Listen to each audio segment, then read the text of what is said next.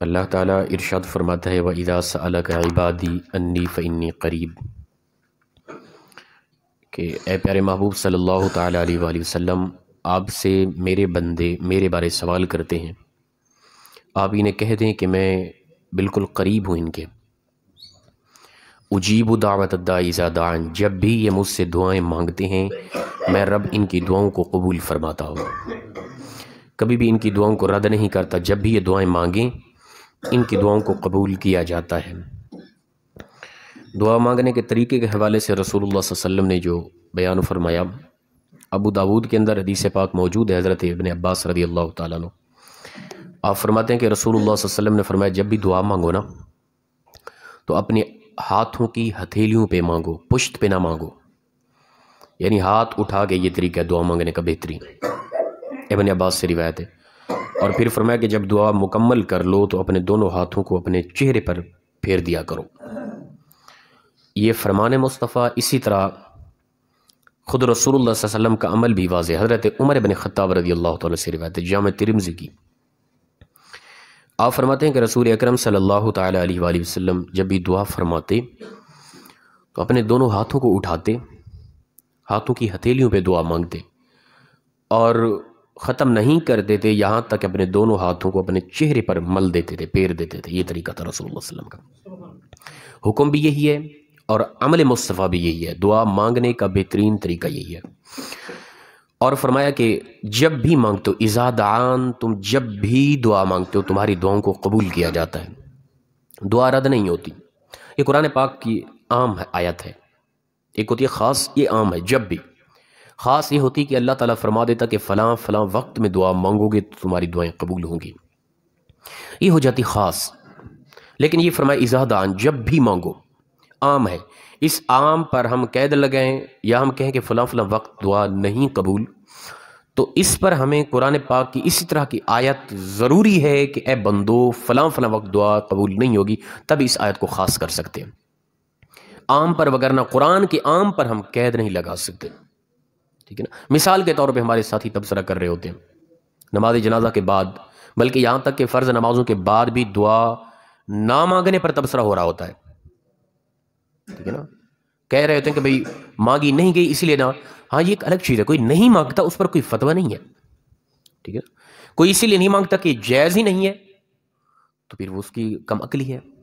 قرآن پاک کی عام پر وہ قید لگا رہا ہے، قرآن پاک مطلقاً کہہ رہا ہے جب بھی مانگو گے تمہارا رب تمہاری دعائیں قبول کرے گا، اور وہ کہے کہ نہیں فلاں وقت نہیں فلاں وقت نہیں، ان اوقات پر دعا نہیں کا جو کہہ رہا ہے اس سے پوچھیں کہ اسی طرح کی دلیل لائے۔ قرآن پاک کے عام پر قید لگانے پر اسی طرح کی قرآن کی نص قطعی یا حدیث متواترہ کی ضرورت ہوتی ہے، لیکن نہیں ہے کہیں بھی۔ جب قرآن پاک نے کہہ دیا جب بھی مانگو تو تمہاری دعائیں قبول کی جائے گی، بلکہ حدیث مبارک ہے جامع ترمذی اور مشکات کے اندر حضرت ابو امامہ رضی اللہ تعالیٰ عنہ سے روایت ہے، فرماتے ہیں کہ عرض کی گئی یا رسول اللہ صلی اللہ علیہ وسلم ای الدعاء اسمع، قبول ہونے والی دعائیں کون سی ہیں جو سب سے زیادہ قبول ہوتی ہے، ان کے متعلق بیان فرما دیں۔ قال، فرمایا رسول اللہ صلی اللہ علیہ وسلم نے جوف اللیل الآخر ودبر الصلاة المکتوبات، فرمایا کہ رات کے اگلے حصے میں یعنی تہجد کے وقت جو قبول ہونے والی دعا ہے ان کا وہ وقت، اور دوسرا فرمایا کہ وَدُبُرَ الصَّلَاةِ الْمَكْتُوبَاتِ، فرض نمازوں کے بعد دعا مانگی گئی ضرور قبول ہوتی ہے۔ دعا ہر قبول ہوتی ہے لیکن یہ خاص کر دیا گیا، فرمایا یہ وہ دعائیں ہیں جو مین دعائیں ہیں اور قبول ہوتی ہیں فرض نمازوں کے بعد بھی۔ یہ حدیث پاک جامع ترمذی کے اندر اور مشکات میرے سامنے ہے۔